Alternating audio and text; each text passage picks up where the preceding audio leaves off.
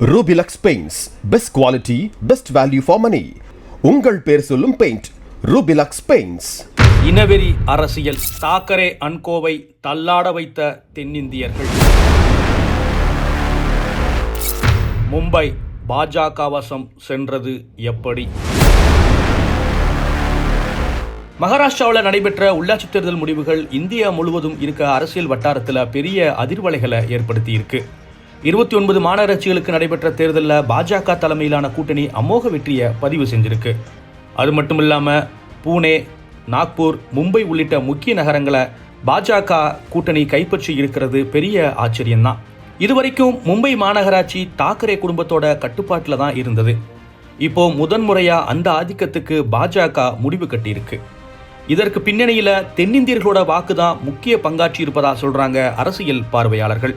மகாராஷ்டிராவில் கடந்த டிசம்பர் 2ஆம் தேதி முதல் கட்டமாக நகராட்சி மற்றும் பேரூராட்சிகளுக்கு என 28 நகர்ப்புற உள்ளாட்சி அமைப்புகளுக்கான தேர்தல் நடைபெற்றது.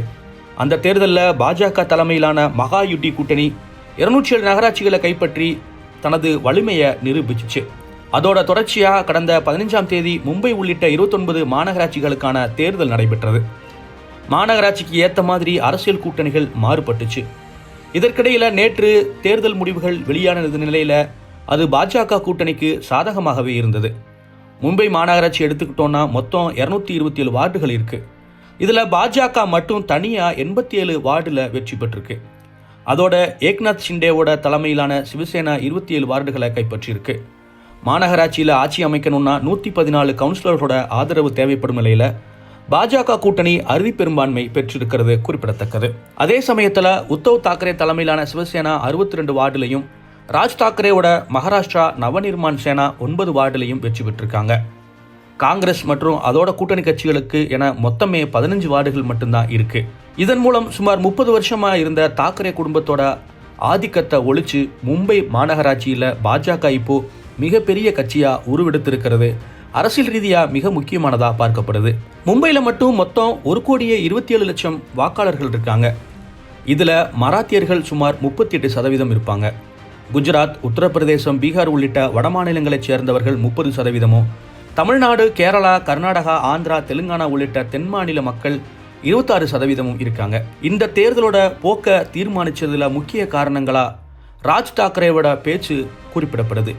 ஏற்கனவே மராட்டியர்களுக்கு தான் மகாராஷ்டிரா, மராட்டியர்களோட கோட்டை மும்பை அப்படின்னு பேசி வந்த ராஜ் தாக்கரே தன் தேர்தல் பிரச்சாரத்தப்போ வடமாநில மற்றும் தென் மாநில மக்களை அவமதிக்கும் வகையில் பேசினார். இதை தமிழர்களுக்கு, குறிப்பா தென்னிந்திய மக்களுக்கு எதிரான பேச்சா பாஜக கொண்டு சேர்த்துச்சு. அதோட விளைவா அந்த மக்களோட வாக்குகள்ல பெரும்பாலான வாக்குகள் பாஜகவுக்கு திரும்பிடுச்சு. அது மட்டும் இல்லாம மராத்தி பேசும் மக்களோட வாக்குகளும் ஒரு பகுதி பாஜகவுக்கு போனதா சொல்றாங்க. இதனாலதான் மும்பையில பாஜக கூட்டணி வெற்றியை உறுதி செய்ததா சொல்றாங்க அரசியல் பார்வையாளர்கள். ஏற்கனவே மகாராஷ்டிரா மராட்டியர்களுக்கு தான் அப்படிங்கிற இனவரி கோஷம் முன்வைக்கப்பட்டது. இதனால தமிழ்நாடு உள்ளிட்ட பல்வேறு மாநிலங்களைச் சேர்ந்தவர்கள் மிக கடுமையாக தாக்கப்பட்டாங்க. அவங்களோட கடைகளும் சூறையாடப்பட்டது. ஆனாலும் திருந்தாத தாக்கரே அன்கோ தொடர்ந்து அதே கோஷத்தை முன் வச்சு வந்தது. இந்த நிலையில தான் பீகார் மாடல்ல இனவரிக்கு எதிரான கோஷங்களை பாஜக முன் வச்சுச்சு. அதனாலதான் தென் மாநிலங்களைச் சேர்ந்த அண்ணாமலை உள்ளிட்ட தலைவர்களை அங்க பிரச்சாரத்திலையும் ஈடுபடுத்தினாங்க. இதனால தாராவி உள்ளிட்ட தமிழர்கள் அதிகம் வசிக்கும் பகுதிகளில் கூட பாஜகவுக்கு பெரிய அளவிலான வாக்கு வங்கி கிடைச்சிருக்கு. தாக்கரே குடும்பத்துக்கு இந்த தோல்வி மிகப்பெரிய அரசியல் பின்னடைவு அப்படின்னு சொல்றாங்க தேர்தல் பார்வையாளர்கள். Subscribe to One India and never miss an update.